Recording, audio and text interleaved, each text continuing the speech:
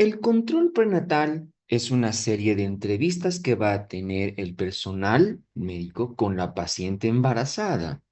Es muy importante que tengamos en cuenta que tiene unas metas. El control prenatal tiene un objetivo, que es tratar de reducir factores de riesgo, identificar pacientes que puedan presentar algún problema durante el embarazo. Y para este detalle se necesita que sea lo más eficaz, lo más eficiente y de amplia cobertura el método el control prenatal, ¿no? Es lo que nos sugiere la bibliografía. Y para lograr esto, necesitamos que un control prenatal sea periódico. ¿Qué quiere decir? Que tenga que ser precoz lo más antes posible en cuanto la paciente se entera que está embarazada y que al menos tenga 8 controles, que es lo que sugiere la Organización Mundial de la Salud, ¿no? Dice que ese es el parámetro de cuántos controles prenatales debería tener, que casualmente serían prácticamente uno por mes.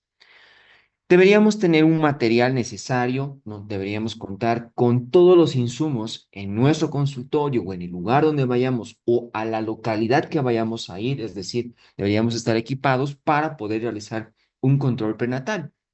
Teniendo en cuenta de que ya vimos toda la datación y el embarazo, ya sabemos los instrumentos básicos que se necesitan, ¿no? Para toma de signos vitales, espéculo probablemente, una cinta métrica, un estetoscopio de PNR, para tomar peso y talla, una balanza. Y algo que es importante es que todo lo que vayamos a hacer en el control prenatal lo vamos a detallar en la historia clínica perinatal, ¿ya? Además, al utilizar la historia clínica perinatal, vamos a catalogar a la paciente si hay factores de riesgo y por ende que la paciente se considere alto riesgo obstétrico, justamente por sus factores de riesgo. Y que el control prenatal además tiene que desarrollarse en los 3 niveles de atención en salud que tenemos. El primer contacto probablemente la paciente lo va a hacer con el primer nivel de atención. Una vez realizado la datación del embarazo, los estudios correspondientes, en cierta edad gestacional se enviará a segundo nivel de atención para la evolución del embarazo y tal vez para la culminación o si la paciente tiene factores de riesgo, debería ser atendida en un tercer nivel.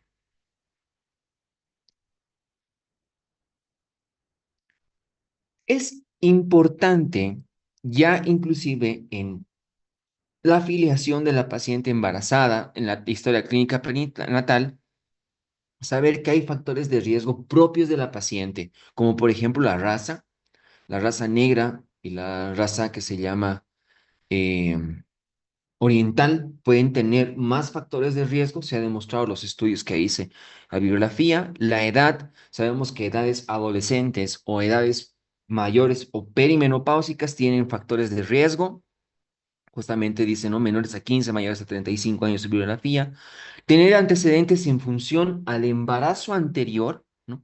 Si han sido recién nacidos o bien prematuros, o si han sido recién nacidos con bajo peso, la bibliografía justamente nos dice que menores a 2.500 gramos es un factor de riesgo importante a tener en cuenta, o si ha habido mayores de 4.000 gramos. Tener en cuenta el peso y la talla. Pacientes con tallas menores a 1,50 probablemente tengan mayores factores de riesgo. Y también es importante la actividad laboral, saber si esos pacientes hacen actividad física importante en función a su actividad laboral. Más también tenemos en los factores de riesgo, en la historia obstétrica propiamente dicha, averiguar si hay antecedente de óbito, antecedente de aborto recurrente, que su bibliografía dice que sea 3 o más abortos, peso previo del recién nacido, ya habíamos visto menores a 2.500, que haya habido datos de prematuridad, que haya habido antecedentes de anomalías congénitas del producto o si ha habido cirugías y patologías que se hayan resuelto en el embarazo previo o que se hayan diagnosticado en el embarazo previo. Eso es muy importante desde el punto de vista obstétrico, de antecedente. En relación al embarazo actual, ya tenemos que tener en cuenta de que si es un embarazo múltiple, es una paciente con factor de riesgo. Ya habíamos visto la edad, es factor de riesgo. Si la paciente tiene factor RH negativo, hay la gran posibilidad de anemia hemolítica del recién nacido cuando nazca. Por lo tanto, hay que sí o sí hacer el diagnóstico del grupo sanguíneo de la paciente. Sangrados uterinos anormales, ya sea por la presencia de tumoraciones o en el embarazo actual que haya datos de amenazas de hemorragias de la primera y de la segunda mitad del embarazo, ¿ya? Y también es importante la presión arterial. Prácticamente la presión siempre se la debe tomar a lo largo de todo el embarazo, porque el ascenso de la presión arterial, especialmente en el segundo trimestre, puede ser sugerente como para trastorno hipertensivo del embarazo, ¿no?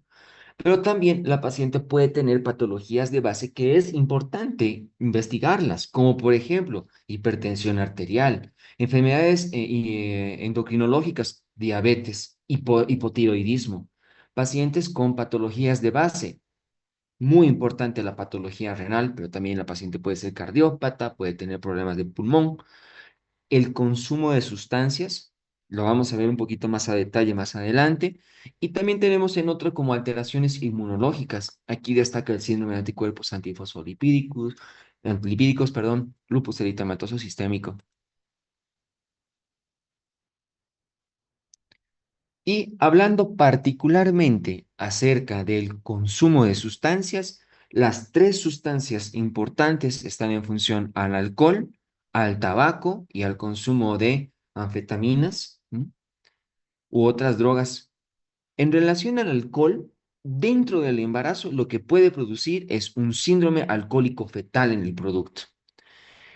Va a producir restricción de crecimiento intrauterino, puede producir abortos espontáneos, es un factor para desprendimiento prematuro de placenta normo inserta y es un dato como para prematuridad.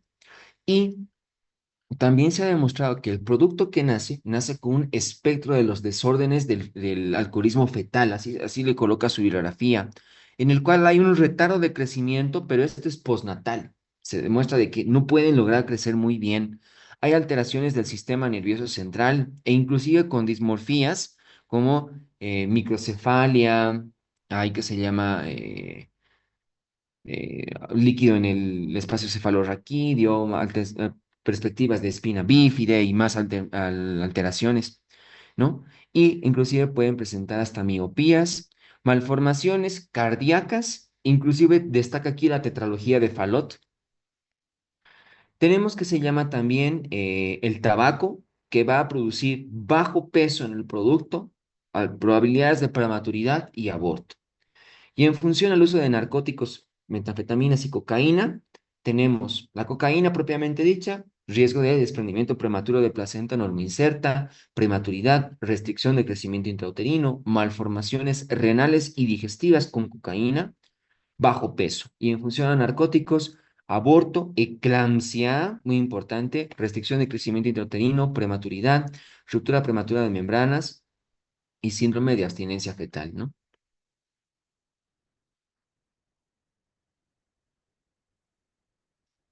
Ya una vez establecido los factores de riesgo de mi paciente, su afiliación y todo en lo que es la datación del embarazo, tenemos que tener actividades del control prenatal. El control prenatal tiene que ser lo más antes posible en función a la paciente esté embarazada, mejor si es dentro de las principales 13 semanas de embarazo. En cada control prenatal, ya una vez de que el útero se vuelve extrapélvico, más allá de las 12 semanas, y que permita, o bien por estetoscopio de Pienaar, o bien por un Doppler, se debe siempre auscultar los latidos fetales para valorar vitalidad fetal y que los latidos siempre están en un parámetro de 120 a 160 latidos por minuto.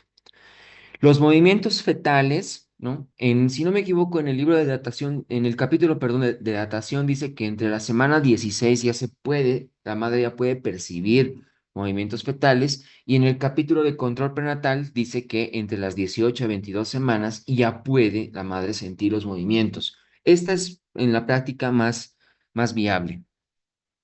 Siempre se debe tener en cuenta el probable peso fetal en relación a la altura de fondo uterino o en relación a la ecografía, y esto se ve en función a los percentiles, ¿ya?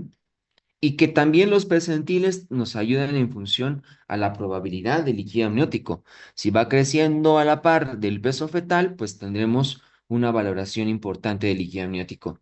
Si tenemos una altura de fondo uterino X y semanas después disminuye esa altura de fondo uterino, hay la gran posibilidad de que la paciente pueda estar perdiendo líquido amniótico.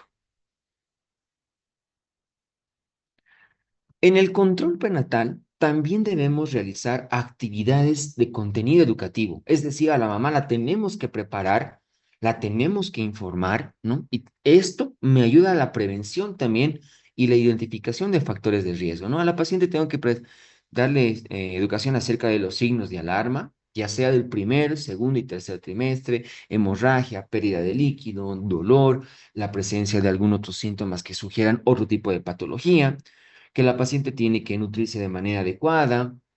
No es importante que se llama erradicar probablemente alguna alimentación, tal vez tenga que ser más rica en cualidad que cantidad. Se avisa cómo tiene que darle los consejos para identificar los síntomas y signos de un trabajo de parto y cómo debería llegar al centro de salud o cómo el libro habla inclusive de que con matronas tienen, ¿no? Entonces pueden hacerlo, cómo debería ser la lactancia, los derechos que tiene la paciente una vez que va a ser mamá y ya también se puede aprovechar a hablar acerca de anticoncepción a futuro. Dentro de las actividades ya de la gestación actual, lo que la bibliografía nos dice que es muy importante, pasos, es el control para Chagas, bacteriuria asintomática. Muchas de las pacientes por el efecto hormonal del embarazo pueden tener leucopenia, lo habíamos visto en el tema pasado, y por ende pueden haber infecciones urinarias que inclusive no se diagnostican. Por eso siempre es importante pedir examen de orina y urocultivo a las pacientes. Grupo sanguíneo, sabemos bastante bien, el RH negativo de la paciente embarazada puede ser muy deleterio para su producto. Se puede después también tomar el CUMS. El CUMS indirecto es para la mamá, el CUMS directo es para la mamá, para el producto. La glicemia en ayunas es muy importante y ya inclusive con datos de hiperglicemia mayores a 140 miligramos sobre decilitro de celulografía, es sugerente para que las pacientes se hagan una curva de tolerancia oral a la glucosa. Es importante valorar VIH, es importante valorar hemoglobina. Aquí en control prenatal dice de que una hemoglobina menor a 11 miligramos de cilitro sería como para que la paciente esté considerada como anémica. También es importante hacer el diagnóstico de sífilis en el embarazo y esto es en función a una prueba no treponémica que es el BDRL.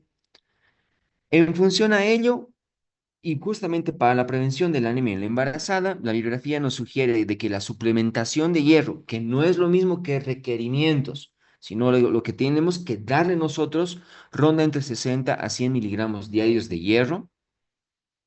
Las pacientes también tienen que ser estudiadas desde el punto de vista de la albúmina, ¿no? Por proteínas, que una disminución de las proteínas menores a 28 semanas sugieren una nefropatía materna y que mayores a 28 semanas son más característicos de trastornos hipertensivos del embarazo, que dentro del control prenatal deberíamos realizar al menos tres ecografías importantes del embarazo. Uno, en cuanto la paciente se entera que está embarazada. La segunda ecografía, que por lo general es entre la semana 11 a 14 de embarazo, que se llama de translucencia nucal o pliegue nucal, porque esta ecografía nos ayuda mucho para la probabilidad de cromosomopatías como síndrome de Down. La tercera ecografía tendría que ser la estructurada en el segundo trimestre, muy cercano entre la semana 20 a 24.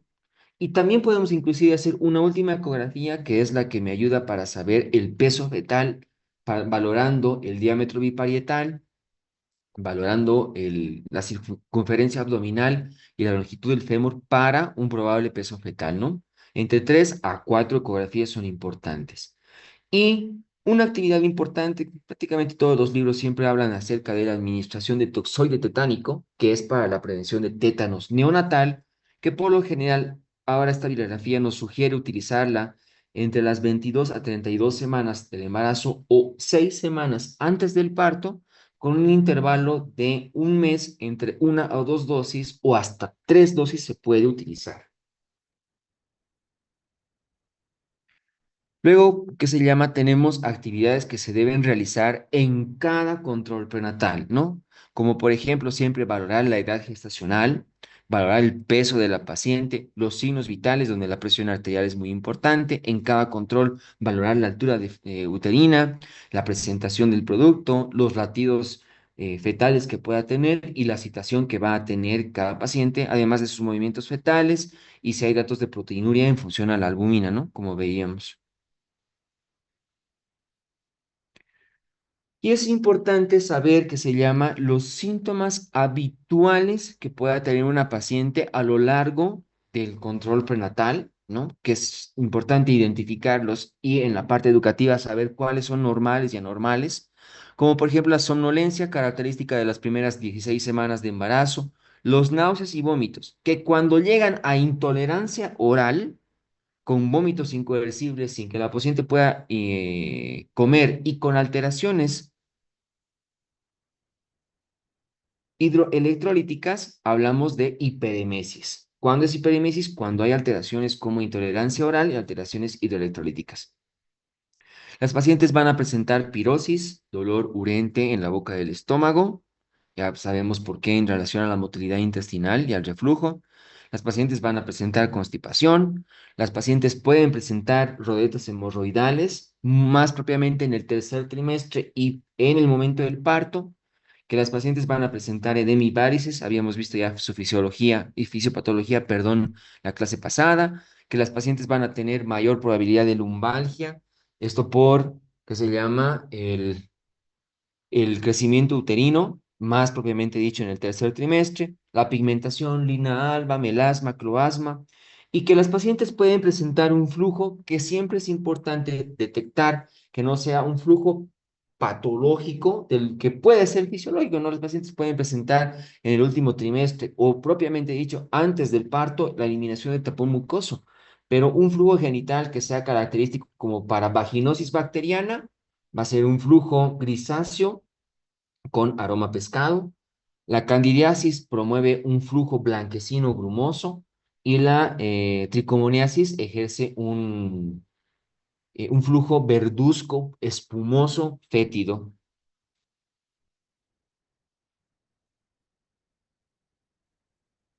¿Qué se llama? También hablamos acerca de la nutrición que tiene que tener una paciente embarazada y esto es en función a su índice de masa corporal.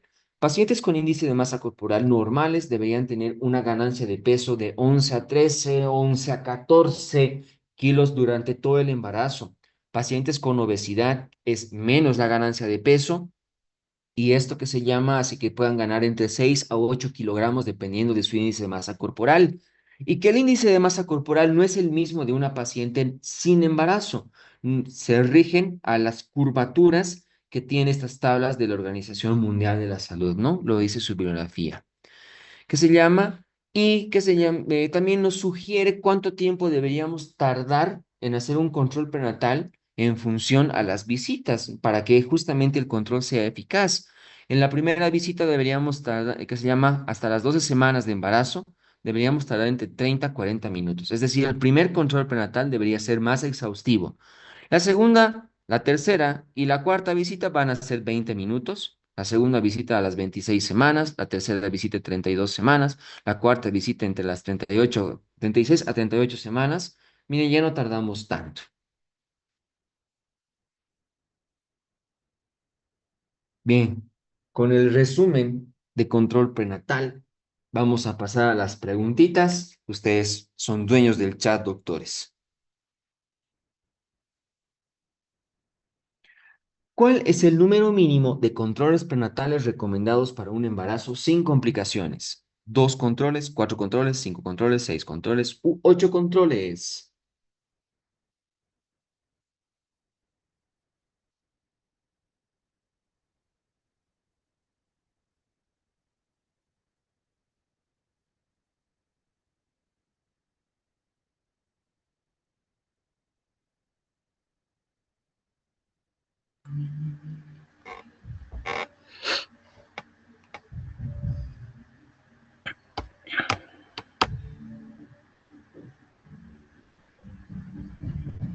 Tenemos más o menos dos probables respuestas acá.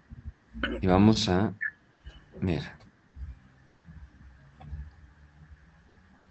Hay un pequeño lugarcito en la cual su biografía dice acerca de lo que la Organización Mundial de la Salud dice, ¿no? Y evidentemente deberían ser 8 controles prenatales para que ese embarazo no tenga ningún factor de riesgo, ¿ya? Mm, Pero si es que de casualidad le vamos a colocar este acápite de que al menos debería tener los controles prenatales, sí, probablemente le vamos a colocar como 4, ¿ya?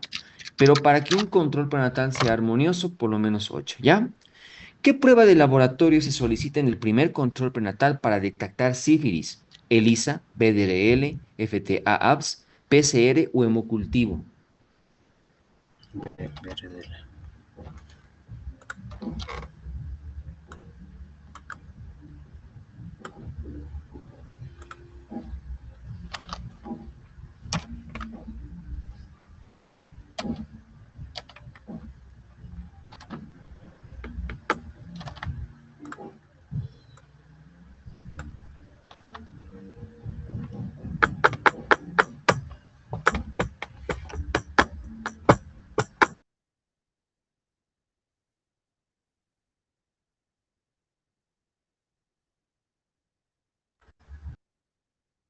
Y aquí la respuesta es una prueba no treponémica que es el BDRL, ¿no? Es una prueba de tamizaje estándar utilizada para la detección de sífilis en el embarazo.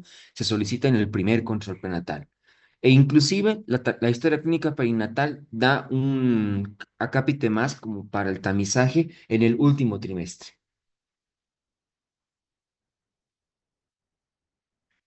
¿Cuál es el esquema recomendado para la suplementación de ácido fólico en embarazadas? 0,1 miligramos días durante el embarazo, 1 miligramo día, 0,4 miligramo día, 2 miligramos día o solo sea antecedentes de defectos del tubo neural.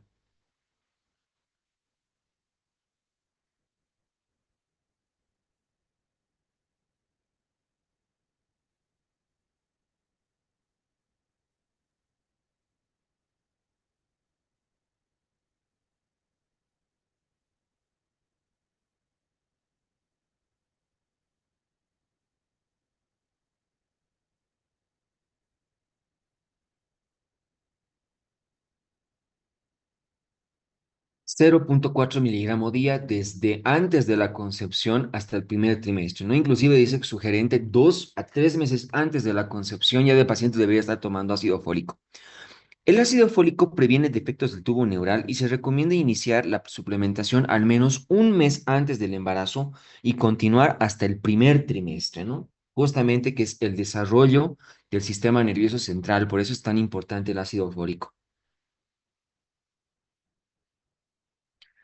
¿Cuál es el objetivo de la prueba de COMS indirecta durante el embarazo? Diagnosticar anemia, detectar infecciones urinarias, confirmar embarazo múltiple, medir los niveles de progesterona o identificar anticuerpos anti-RH en la madre.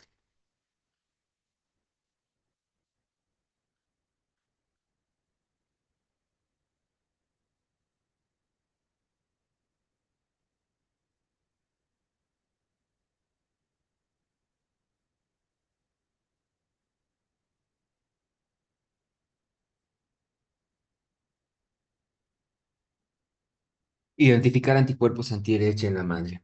La prueba de COMS indirecta se realiza para detectar anticuerpos maternos dirigidos contra eritrocitos fetales RH positivos, lo que permite prevenir enfermedad hemolítica del recién nacido.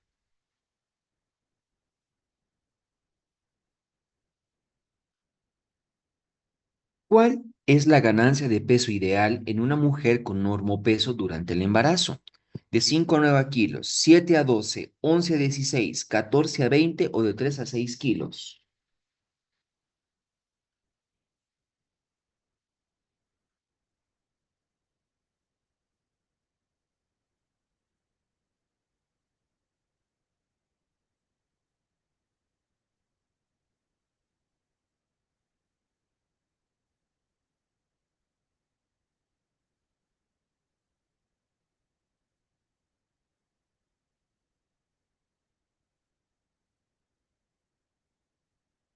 De 11 a 16 kilos. En la mujer con índice de masa corporal normal antes del embarazo, la ganancia de peso ideal es de 11 a 16 kilos, lo cual favorece un crecimiento fetal adecuado y reduce riesgos obstétricos, ¿no? Yo les había comentado hasta 14, porque la bibliografía es muy favorable con 16.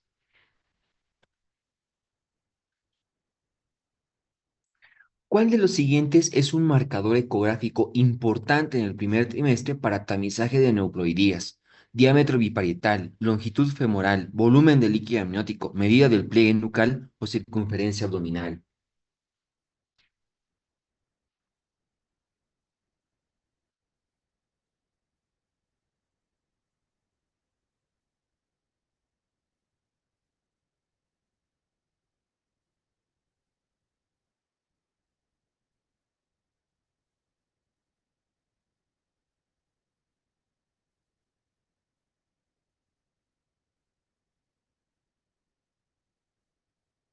La translucencia nucal, ¿no?, se mide entre las semanas 11 y 14 y valores aumentados se asocian a cromosomopatías como el síndrome de Down, ¿no?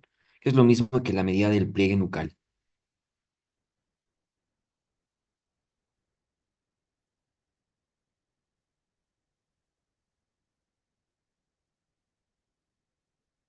¿Qué vacuna es segura y recomendada durante el embarazo? Influenza inactivada, fiebre amarilla, hepatitis A, gripe viral y varicela.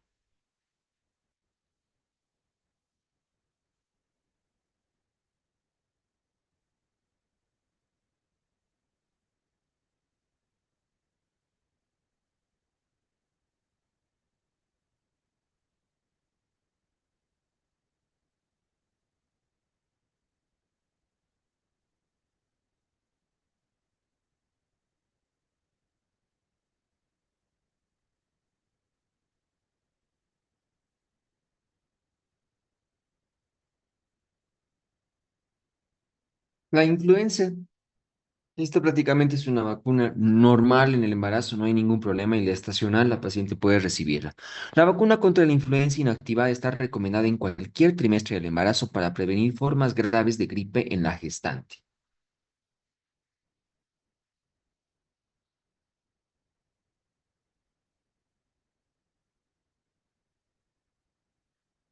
¿Qué medida en el control prenatal se debe realizar en todas las embarazadas a las 36 semanas?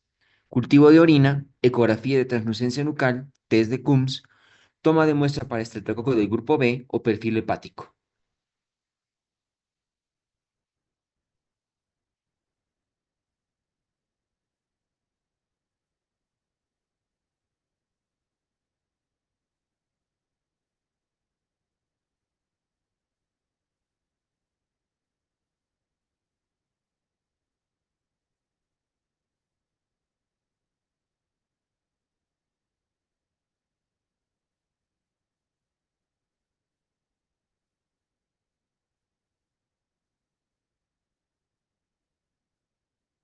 Bueno, por lo menos en nuestro medio no tenemos medios de cultivo para este tipo, ¿no? O si hay, es en laboratorios bastante costosos, ¿no? Pero la toma de muestra para este trococo del grupo B, ¿no?, es un tamizaje entre las semanas 35 y 37 y permite identificar colonización y prevenir sepsis neonatal con profilaxis antibiótica. Esta bacteria es muy importante inclusive para ruptura prematura de membranas y amenaza de parto prematuro. ¿Cuál es el principal componente bioquímico que se evalúa en el primer trimestre para el tamizaje del síndrome de Down? Beta-HCG y PAPA, alfa-fetoproteína estriol, inhibina A, glucosa y creatinina, hemoglobina y hematocrito. Y el PAPA, por si acaso, viene de proteína plasmática ligada a la placenta.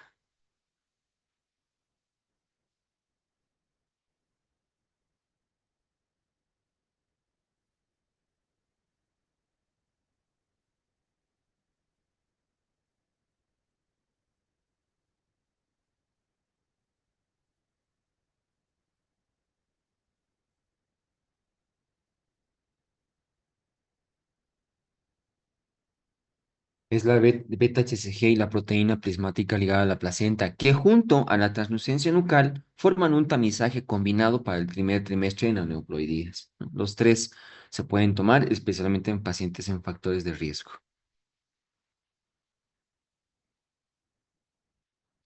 ¿Qué utilidad tiene la ecografía del segundo trimestre entre las semanas 18 y 22?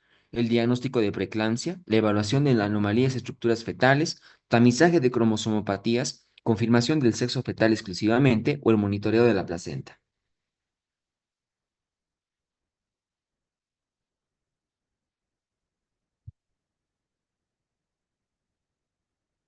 En La Paz está lloviendo y creo que fuertecito.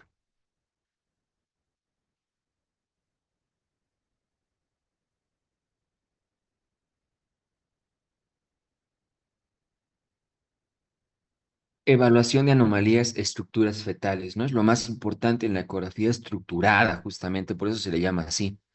La ecografía morfológica del segundo trimestre permite valorar estructuras anatómicas fetales para la detección temprana de malformaciones.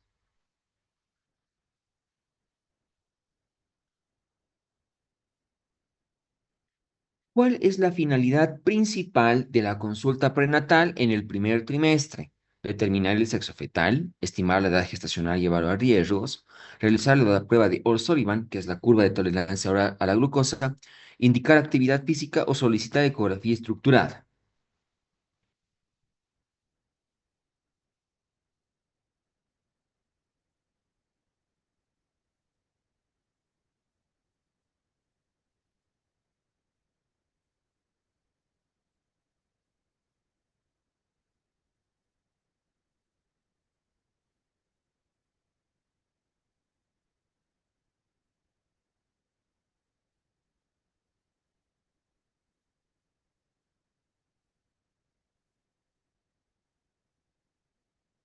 Lo principal siempre va a ser estimar la edad gestacional, ¿no? Eso es el punto de partida prácticamente del control prenatal.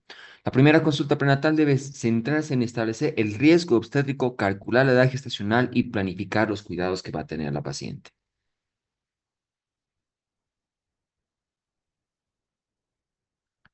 ¿Qué medida es prioritaria en el primer control prenatal ante una gestante con antecedente de infección por Toxoplasma gondii?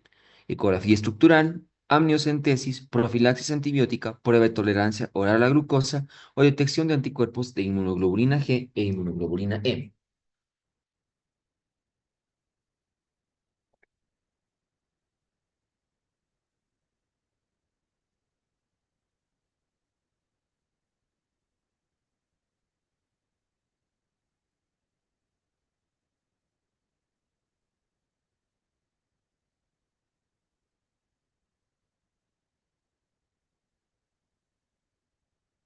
No, y sí es la detección de anticuerpos. La serología para toxoplasmosis permite diferenciar una infección pasada de una infección reciente activa que puede afectar al feto.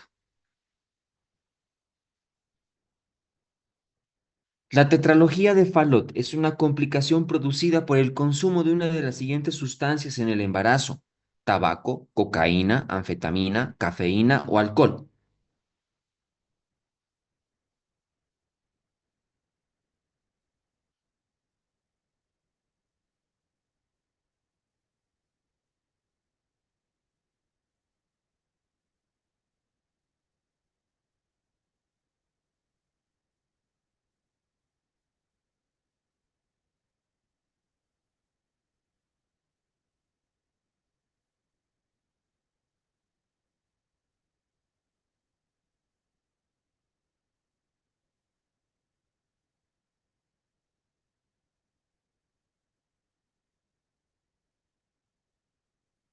Creo que para repasar, ¿no? La tetralogía de Fallot, a ver si alguien me puede ayudar, es comunicación interventricular, cabalgamiento de aorta, hipertrofia de ventrículo y estenosis de arteria pulmonar. ¿Me equivoco?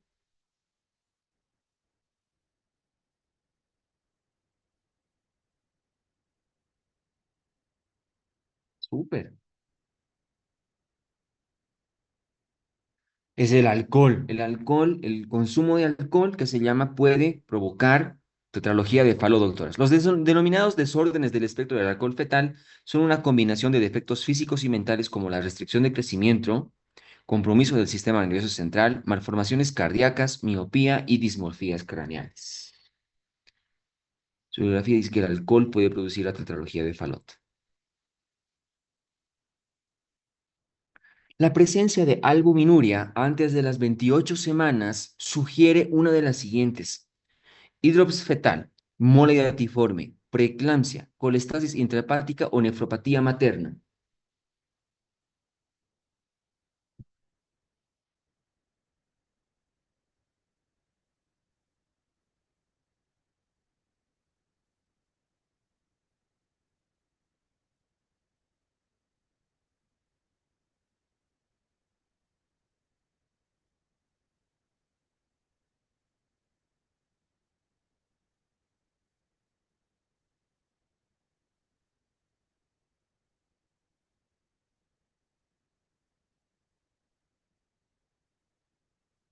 Interesante. Si es antes de la semana 28, nefropatía materna. Si es después de la semana 28, preeclampsia. Si se detecta albuminuria antes de las semanas 28, con alta probabilidad se debe a una nefropatía no diagnosticada de la madre previamente.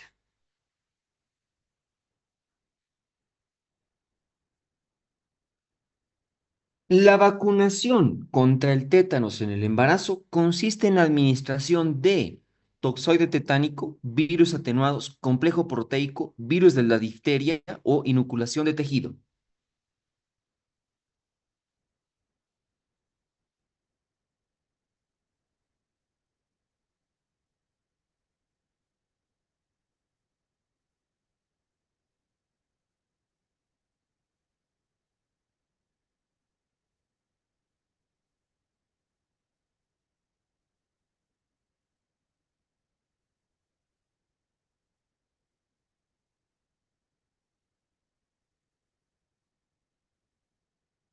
Sencilla, ¿no? Administración de toxoide tetánico. Varios estudios han demostrado la efectividad de la inmunización administrando a la embarazada 2 a 3 dosis de toxoide tetánico separadas por un mes al menos 6 semanas antes del parto.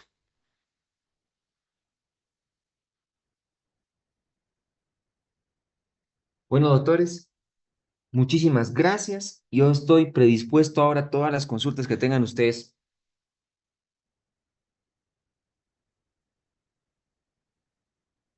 Aquí me preguntan, ¿cuál es el método de adaptación para el segundo y tercer trimestre? Si es en función a ecografía, en el segundo trimestre lo más sensible dice la literatura que es el diámetro biparietal y en el tercer trimestre es un conjugado entre diámetro biparietal, circunferencia abdominal y longitud femoral.